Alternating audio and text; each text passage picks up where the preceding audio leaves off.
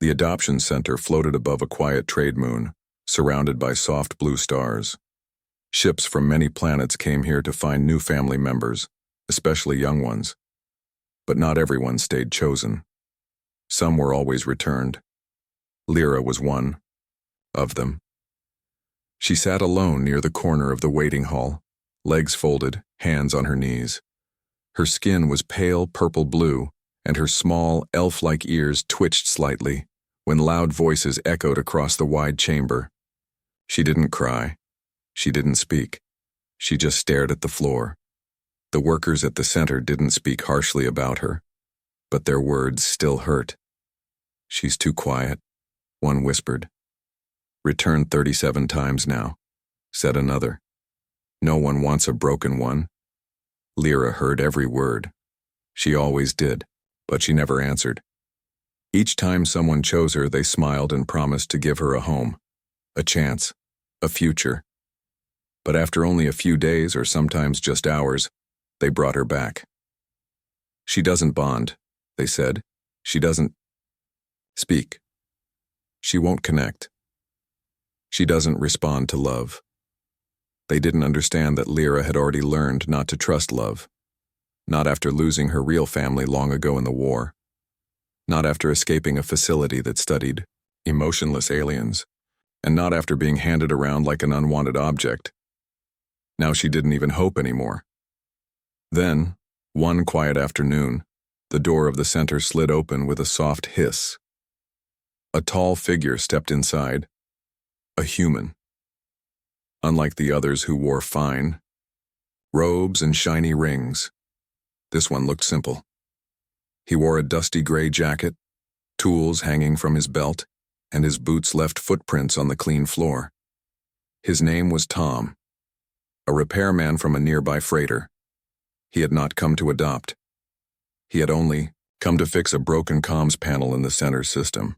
But when he walked past the waiting hall, his eyes stopped on Lyra. She didn't look up. Something about her made him pause. Maybe it was how still she sat, or how heavy the air around her felt. Or maybe it was because she reminded him of someone, himself. "Long ago?" "Hey," he said softly. Lyra didn't reply. Tom didn't push. He looked around. Other children were playing, laughing, asking visitors to pick them. But Lyra stayed in her quiet place, far from everyone. One of the caretakers approached.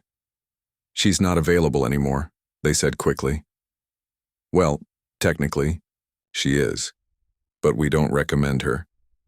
Tom raised an eyebrow. "Why not?" "She's difficult, closed off. Some say she's broken. Too much trauma. She's been returned more than any child we've ever had. It's always the same reason. No bond, no emotion." Tom looked at Lyra again. "Maybe she's just tired." The caretaker smiled politely. "Sir, she's not what you're looking for." Tom wasn't sure what he was looking for, but something pulled him toward the silent girl in the corner. Without thinking too hard, he walked up to her and crouched, nearby. "I'm not here to take you anywhere," he said. "Just passing by." Still no answer.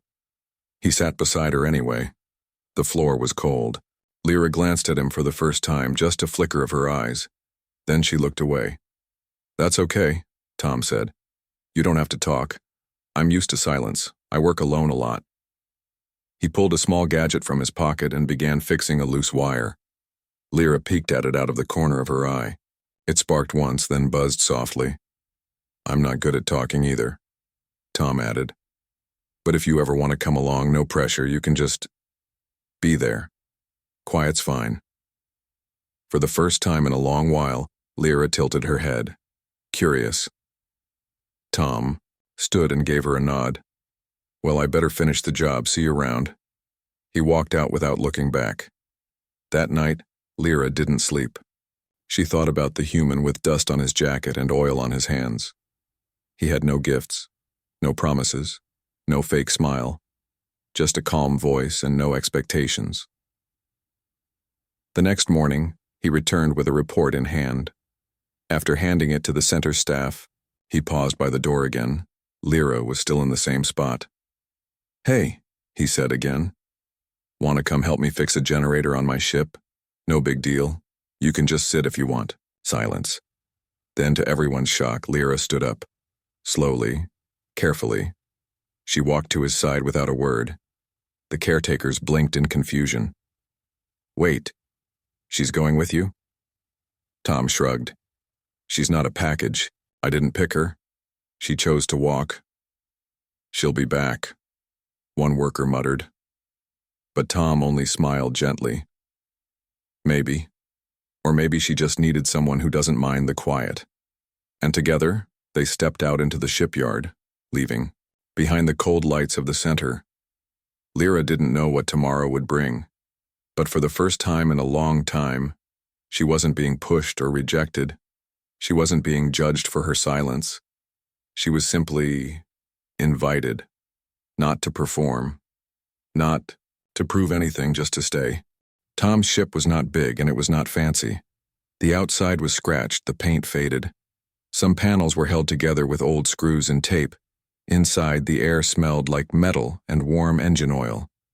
But it was clean. It was calm. And for Lyra, it felt different from every place she had been before.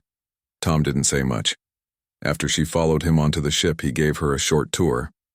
This is the main room. That's the kitchen corner. Nothing special. Over here is the bunk. You can take the top if you like, he said, pointing up a small ladder. Lyra climbed up silently. The bed was small but soft. A warm blanket was folded neatly at the end.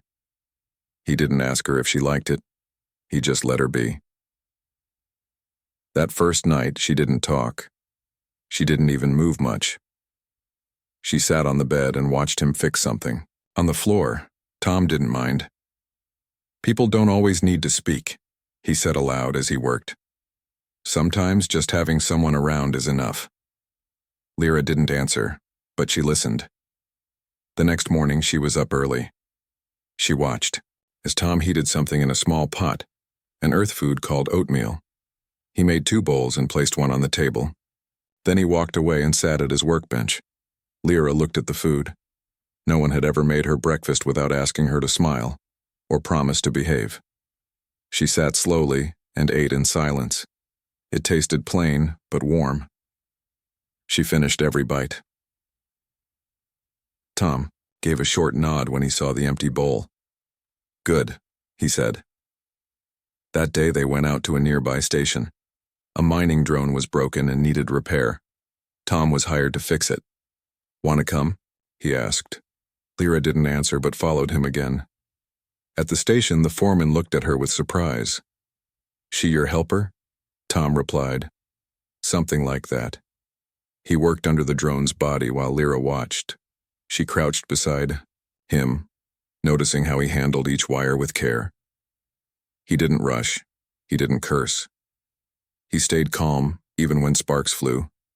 He passed her a small tool. She held it. That was all. But it mattered. After they returned to the ship, Tom placed the tool on a shelf and said, "Good job." It was the first time anyone had said that to her in years. Days passed like this. Tom worked. Lyra followed. Sometimes she sat quietly. Sometimes she held tools. Once she brought him a bolt before he asked. He gave her a small smile. "You've got a good eye," he said. Lyra felt something strange in her chest. It was small, but warm. Eddie, night. She began to hum to herself. Just soft, broken notes. Music she barely remembered from long ago. Tom heard it, but said nothing. He didn't want to scare it away. One evening, after dinner, he pulled out an old hollow device. It showed pictures of Earth. "That's where I'm from," he said, pointing at a green forest. "Used to play in woods like that, got stuck in a tree once." Lyra looked closer. "What are those?" she asked quietly. Tom blinked. It was the first time she had spoken a full sentence to him. "They're birds," he replied, smiling. "Fly in the sky, make strange sounds. Some are smart." Lyra leaned closer. "I've never seen one." "Maybe one day," Tom said. "If we ever get back to Earth." She looked at him for a long moment. Do you miss it? Tom thought. About it. Sometimes, but I like fixing things out here. Quiet jobs, no noise, no war. Lyra nodded. She didn't speak again, but she stayed beside him a while longer. Later that week, while Tom was fixing a fuel valve, a sudden pressure leak burst out. Gas hissed loudly. Lyra jumped back, startled, but Tom stayed calm. He shut it down and turned to her. It's okay, just a valve misfire. Lyra's breathing was shaky. Her hands trembled slightly. Tom didn't move closer. He didn't ask if she was okay. Instead, he said, it scared me too the first time. She looked at him, surprised. You? He nodded. Sure, doesn't mean I ran. She stood very still. I usually run. That's fine, Tom said. You didn't today. She stared at the valve, then at him. Thank you for not being angry. Tom smiled again. You can stay as long as you want, Lyra. I don't expect anything from you. Her eyes widened slightly. You really mean that? He looked straight at her. I really do. And for the first time, she smiled just a little. It was soft and unsure, but real. That night, as Tom powered down the lights, he heard a small voice from the bunk above. Good night, Tom. He blinked, surprised, then smiled. Good night, Lyra. He didn't say more. And in the dark, Lyra lay under her blanket, feeling something she hadn't felt in years. Safe. Not perfect. Not fixed. But accepted. And that, for her, was enough. The stars outside the ship blinked gently as the days passed. The small freighter drifted from station to station, taking small repair jobs. Inside the ship, a quiet friendship had begun to grow. Lyra no longer sat in silence all day. She had started helping Tom more, passing tools, holding wires, checking screens. She was quiet, yes, but not distant anymore. When Tom spoke, she listened. And now once in a while she spoke back. Just a few words, a question, a thought. Sometimes even a soft laugh. She didn't speak much, but each word felt like a small light breaking through a long, cold fog. Tom never pushed her. He let things happen slowly. One evening, after a long day fixing an oxygen regulator at a dusty old cargo post, Tom returned to the ship looking tired. He slumped down in his chair, stretched his arms, and smiled at Lyra. Good work today, he said. You're becoming a real engineer. Lyra sat across from him at the small table. Her hands were resting on a datapad, but she wasn't reading it. She looked thoughtful, Tom noticed. Something on your mind? She hesitated, then asked in a soft voice, Why do you live alone? Tom looked surprised, but not upset. Good question, he said. I guess I got used to it. Earth was full of noise. So many people, so many rules. I left a long time ago. Space is quieter. Fixing machines is simple. They don't lie. They don't hurt people. Lyra looked down. Her voice was even quieter now. People hurt me. I know, he said gently. There was silence for a while. Then Lyra looked up. Machines break too. Tom smiled. They do, but they can be repaired. She stared at him. Her eyes were calm but deep. What if they break too many times? Tom leaned forward. Then maybe they need someone patient enough to fix them slowly. Lyra's lips trembled just a little. She blinked, looked away, then whispered, No one ever waited for me before. Tom nodded. Well, I'm not in a rush. That night, Lyra didn't stay in her bunk alone. She sat near the engine room watching the soft, blinking lights. Tom joined her, sitting a few steps away. They didn't talk. They didn't need to. Just being there was enough. The next morning, something unexpected happened. While checking the message panel, Tom found an old signal flashing. A voice came. Through, a familiar one. It was a social worker from the adoption center. Tom, the voice said, we're requesting an official update on the girl, Lyra. She's not on the return list. and her profile shows a no report tag. That's not allowed. Tom sighed. She's not an object, she's a person. Yes, but regulations require updates. If you've decided to keep her long term, we need confirmation. Otherwise, she must be returned. Tom's voice became firm. She's staying. There was a pause. Very well. Then we'll need to visit for inspection. Tom shut off the call. Later that day, Lyra noticed he was quieter than usual. She asked, "Bad news?" He looked at her gently. "People want to come check on you." She didn't speak for a moment, then said, "They'll take me away?" "I won't let them," Tom replied. Lyra's eyes were serious. "What if they say I don't belong?" Tom shook his head. "You belong here, with me. That's not for them to decide." Lyra felt something she didn't have a name for, but it made her chest feel full, like her heart had grown warmer and stronger. That evening, Tom brought out a small box from under his bunk. Inside were tiny items, old tools, metal pieces, little keepsakes from his travels. Lyra reached in and pulled out a shiny bolt with strange markings. "What's this?" she asked. Tom smiled. "That came from a human space station. Long gone, now, but it's a reminder. Even things that are lost can still leave something behind." She held the bolt in her hand, fingers closing around it. "I want to keep it." "It's yours," Tom said simply. She smiled again, this time without fear. 2 days later, the inspection crew arrived.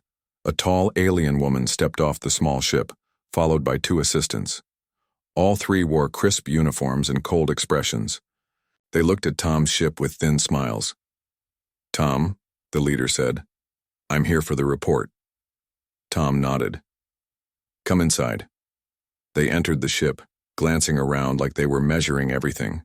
Lyra stayed in the back near the workshop. The inspector noticed. "She's still quiet."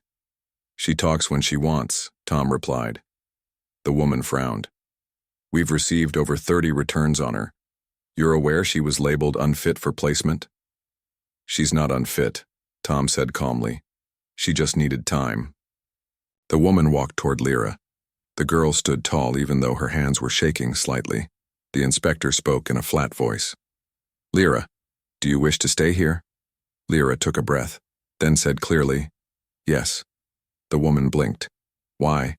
Lyra looked at Tom, then said, "Because he didn't try to fix me. He let me be me." For a moment, no one spoke. The inspector checked her tablet. "Very well. If that's your choice, we'll update the system." She turned to Tom. "We still have to review in 6 months." "That's fine," Tom replied. As they left, one of the assistants gave Lyra a curious look. "No one ever said you talked before?" Lyra looked at them and said softly, "No one ever listened?" After the inspectors were gone, Tom looked at Lyra and grinned. "Well, that was brave." Lyra sat on the floor and hugged her knees. "I was scared. But you still spoke up." She nodded slowly. "I don't want to be sent back again." "You won't," he said. Lyra looked up at him. "Thank you, Tom." He smiled. "You're welcome, kid." And that night, for the first time, Lyra fell asleep smiling, not because she was told to, but because she felt safe, and that meant everything. Weeks passed peacefully. Lyra had changed, slowly, gently, like a flower opening after a long winter. She spoke more now, asked questions, even made jokes. She still liked quiet, but she was no longer afraid of being seen. Tom treated her the same way every day, with patience, calm, and honesty. He didn't expect her to be anyone else. He didn't want her to act like the other children. He simply let her be herself. They fixed things together. They laughed at broken machines that sparked too much. Sometimes they sat on the roof of the ship and watched the stars without saying a word. It was peaceful. But peace doesn't always last. One morning, as Tom was checking the power core, a message came through the system. "Urgent notice. A representative from the Galactic Child Welfare Agency is arriving today for a surprise review." Tom sighed and rubbed his forehead. "Of course." Lyra stood nearby, holding a scanner. She looked at his face. Is it about me? She asked. Tom nodded. Probably. They want to make sure everything's still okay. Do you think they'll take me away? Tom paused. They can't take you if you don't want to leave. Lyra looked down. But they're officials. They have power. Tom knelt next to her. You have something more powerful. Your voice. And I'll stand beside you no matter what. Lyra took a deep breath. Then I'll use it. Later that day, the welfare shuttle landed beside Tom's ship. This time there were more people. 2 inspectors, a data officer, and a tall alien man wearing a dark green jacket with silver bands. He looked serious. Important. Tom met them. At the ramp, the man spoke first. I'm Director Keelan. I oversee high-risk adoptions in this sector. We've been reviewing your case. Tom raised an eyebrow. Didn't know I was a case. Keelan didn't smile. Lyra has been labeled unfit for long-term placement by multiple governments. 37 returns, most within a week. She's been with me for almost 2 months, Tom said. And I've had no problem. That's unusual, Keelan replied. So we're here to assess her condition and determine if your guardianship is appropriate. Tom didn't argue. Fine, but you treat her with respect. She's not a project. Keelan nodded and entered the ship with his team. Lyra was waiting inside. She had brushed her hair, cleaned her clothes, and stood calmly beside the workbench. Her eyes didn't show fear, but she was ready. The inspectors sat down. Keelan stepped forward. Lyra, do you understand why we're here? Yes, she answered clearly. You want to see if I belong here. He glanced at his datapad. And do you? Lyra looked at Tom, then back at the group.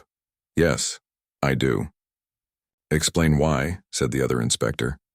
Because this is the only place where I wasn't treated like a mistake, she replied. The room went quiet. Lyra continued, her voice steady.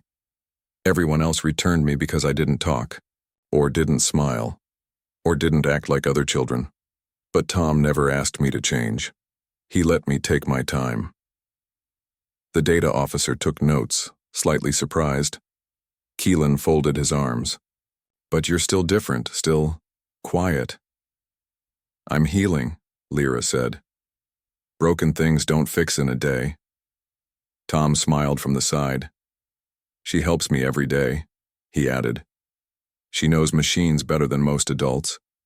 And she doesn't need fixing, she just needed a place to rest. Keelan walked slowly around the room. Many homes said the same thing at first, then they changed their minds. I won't, Tom said firmly. And what about the future? Keelan asked. Do you plan to enroll her in formal education? Will she be able to adapt to structured environments? Tom answered. We learn every day here. We read, fix, test, talk. That's real education too. Lyra stepped forward. I'm not afraid of the future anymore. The team looked at her, truly looked. For the first time she stood tall, even though she was small. Her voice was soft, but her words were clear. Keelan looked down at his device, then turned it off. We will report that she is stable, bonded, voluntarily placed. The other inspector nodded. We recommend the case be closed. Lyra's heart jumped. Does that mean I can stay? She asked. Keelan looked at her. Yes. Your record will be updated. You are no longer in temporary care. Lyra turned to Tom. I'm really staying? Tom opened his arms, and for the first time she ran into them. She hugged him tightly. No one had ever hugged her like this before. Not in joy, not with warmth, and Tom hugged her back. Welcome home, kid, he said. After the officials left, the ship felt lighter somehow. Lyra stood by the window looking at the stars again. They didn't seem so far or cold anymore. Tom joined her. You were amazing today. I was scared, she admitted. But you spoke the truth, and that's always enough. Lyra smiled. They won't come again, right? Not unless we invite them. She let out a small laugh. Then we won't. They stood together in the quiet, watching ships pass far in the distance. Then Lyra said, Thank you for choosing me. Tom shook his head. You chose to stay. That means more. That night, Lyra took the small bolt he had given her weeks ago and placed it in a small box next to her bed. She added a new item, a tiny drawing she had made of the ship, and two small figures standing beside it. Under the drawing, she wrote something simple, "My home." The months moved forward like stars drifting slowly across the sky. Lyra no longer counted the days. She didn't fear the next knock on the door. She didn't wonder if someone would return her again. She had stopped expecting to be taken away. Because now she had something she never thought she would, a place where she belonged. Tom's ship had changed too, not in size or shape, but in feeling. Where once it was just a quiet workshop in space, now it felt warm, alive, full of little signs that two people lived there. Lyra's drawings were pinned to the wall near the control deck. A few of her tools were mixed into Tom's tool chest, and next to the bunk beds a second pillow now sat, one with stars printed on the fabric. A gift Tom had bought for her during a visit to a small trade planet. They had built a routine together. In the mornings, they checked the systems. Lyra now handled diagnostics on her own. She'd learned how to repair a power fuse, how to replace an air filter, and how to calm a shaky reactor core. She was small, but her hands were careful and smart. At lunch, they shared stories. Tom talked about Earth. Lyra told him strange dreams she'd had or memories that were returning slowly, memories she had once locked away. And in the evenings, they sat under the stars. Sometimes Tom played old Earth songs. Lyra liked the quiet ones the most. One evening, after finishing a repair job on a remote outpost, a traveler stopped by their ship. He was an old alien man, with silver spots across his forehead and kind yellow eyes. He saw Lyra fixing a broken circuit board and watched with quiet respect. "You're good with your hands," he said. Lyra looked up, unsure how to respond. "I practice." The old man chuckled. "Not just anyone can fix tech like that. You have patience." "A gentle touch," Tom smiled proudly. "She's better than me now." The old man nodded. "Most children are loud, fast, eager to impress. But you listen. You work with care." Lyra's cheeks turned slightly pink. She didn't know what to say. Tom spoke, instead. "She's got a heart full of quiet strength." Later that night, Lyra asked Tom, "Why did you say that?" "Because it's true," he replied. She thought for a moment, then whispered, "No one's ever said I'm strong before." "You are," Tom said. "Not because you shout, but because you keep going, even when it was hard." Lyra looked down at her hands. "I used to think I was broken." "You were never broken," Tom said softly. "Just hurt. There's a big difference." She leaned her head against his arm. "Thank you for waiting." Tom put an arm around her shoulder. "Thank you for staying." One day, while cleaning a storage box deep in the back of the ship, Lyra found something old, an empty photo frame. She brought it to Tom. "What's this?" "It used to hold a picture," he said, "of my crew a long time ago. We all went separate ways. Do you miss them?" "Sometimes," Tom said. "But now I have someone new to share the ship with." Lyra looked at the empty frame. "Can we put something inside it again?" Tom smiled. "What do you have in mind?" The next day, Lyra surprised him. She had drawn something carefully.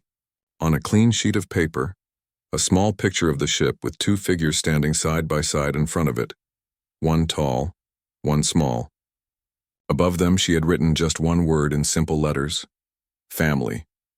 Tom blinked hard, trying not to tear up. "That's going in the frame," he said, and it did, right above the entrance door, where every visitor could see it.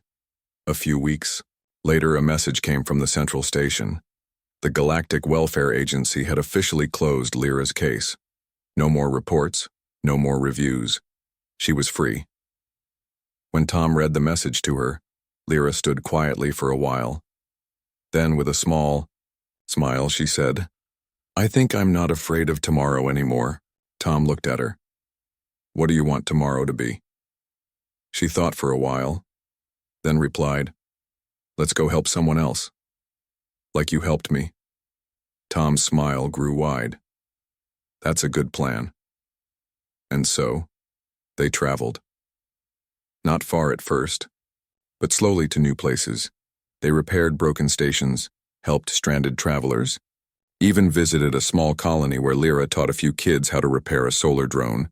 She wasn't shy anymore, not the way she once was. She still liked quiet, still needed space sometimes. But now she spoke when it mattered. She stood tall. She helped others the way Tom once helped her. One evening, after a long day, they sat once again under the stars. Lyra looked up and asked, "Do you ever think about going back to Earth?" Tom nodded. "Sometimes. But I think this life is home now." She smiled. "Me too." Then in the calm of space, she whispered the words she had once feared to say, "I'm happy."